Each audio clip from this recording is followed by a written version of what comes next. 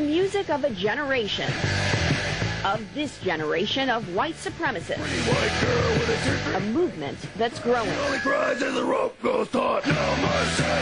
This song, titled No Mercy, is the signature song of the movement, sung by Stephen Edwards, the son of Ron Edwards, the founder of the IKA, the Imperial Klansmen of America. If you're fighting an enemy, you give them no mercy. You know, whether it's a Puerto Rican, a Jew, or whatever, you give them no mercy. And I believe that we are the 12 tribes of Israel, and the Jews are the children of Satan. And that if every Jew died in the world, I'd probably jump up and down, laugh, and dance on their grave. They're based here in Dawson Springs, Kentucky, where Ron Edwards lives with his family and several advisors on 28 acres of land. It's a place where Klansman flags greet visitors at the entrance, where Israeli flags are used as doormats, and swastikas, the SS symbol, and Adolf Hitler's signature 88 decorate every building on the property.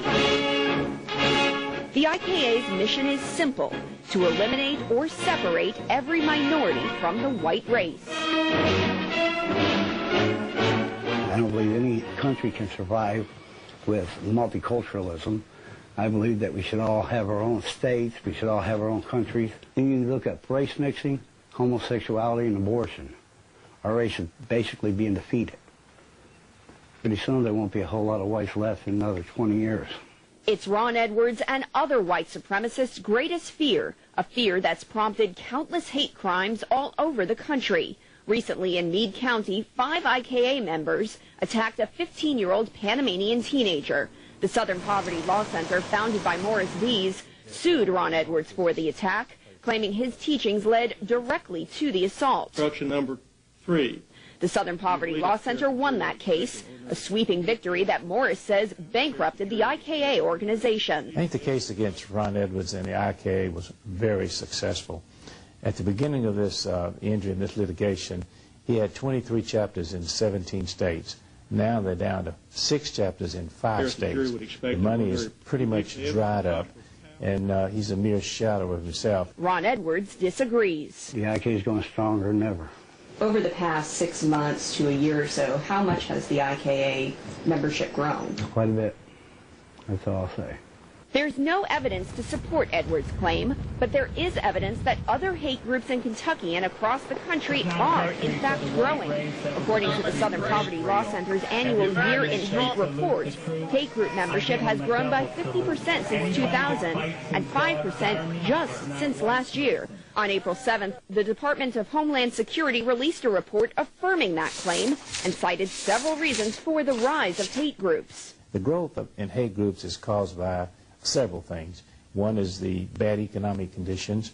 The other is the big furor over immigrants, Latino immigrants in this country, and probably most importantly, the election of Barack Obama. Mark Pitkavage, the lead investigator for the Anti-Defamation League, monitors and tracks what he calls anger levels among hate groups, largely online through social networking sites and through the largest white supremacy message board. He says right now white supremacy groups are on the verge of becoming white hot, the most dangerous level of anger categorized by the Anti-Defamation League. What we've been seeing is a great deal of agitation in the white supremacist movement, higher anger levels, the sort of extremist chatter that we monitor.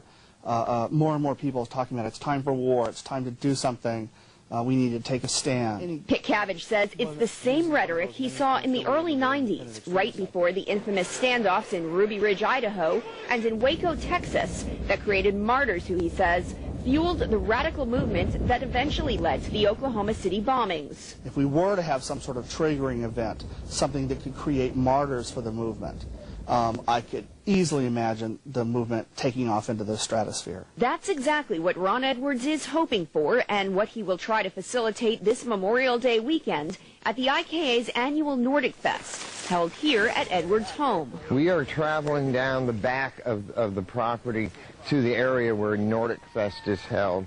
It's an event that brings white supremacy groups to Kentucky for a weekend to share their thoughts and their music. Jim Shealy, an aide in the IKA, gave us a tour of the Nordic Fest grounds. Media has never been allowed to attend. So I assume this is the stage. This is kind of where this all happens. We took the doors off, but this is the actual music stage. This is how you want it! The IKA expects more people to come to Nordic Fest this year than ever before. Some who have been part of the white supremacy movement for years, and many who are coming for the first time.